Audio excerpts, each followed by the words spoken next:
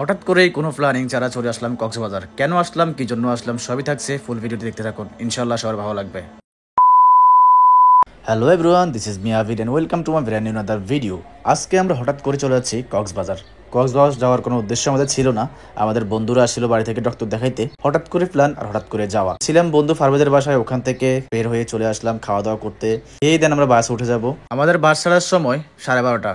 তো আমরা এখন খেয়ে দিয়ে আমরা বাসের জন্য অপেক্ষা করতেছি। আর আমরা হানিফ কাউন্টারে হানিফ বাসে করে যাবো। অন্য সময় স্টার লাইনে করে যাই। দেখি আজকে হানিফ বাসের সুবিধা কেমন। এই একটা বাসে উঠছি, ফালতু বাসে নাই তার কখনো উঠবো না।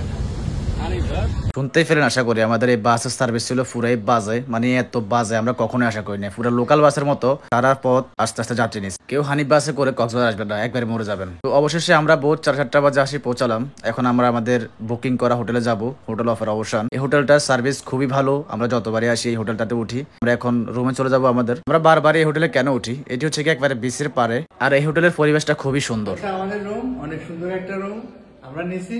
এই হচ্ছে এইদিকে দেখো, এটা হচ্ছে বুক করা, মাত্র বুক করলাম।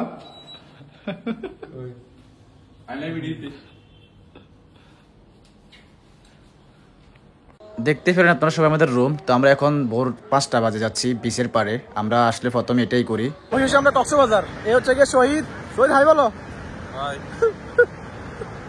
আমাদের পার্বতের উদ্যোগে আমরা কক্সবাজার আসছি আজকে।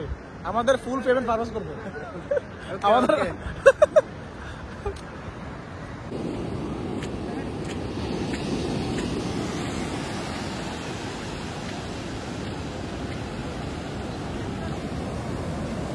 আমাদের মন যতই খারাপ থাকুক না কেন, আমরা যখন এই সাগরের পাড়ে আসি মন একদম ভালো হয়ে যায়। আমার না, শুধু এই সাগর পাড়ে যারা যারা আসে সবারই মন ভালো হয়ে যায়। জানি না আল্লাহর এটা অদ্ভুত সৃষ্টি। তো আমাদের এই পুরো ভিডিওটি কেমন লাগছে সবাই আশা করি কমেন্ট করে জানাবেন। এটি হচ্ছে গিয়ে কক্সবাজার ব্লগ পার্ট 1। পার্ট 2, 3 আস্তে আস্তে আসবে ইনশাল্লাহ।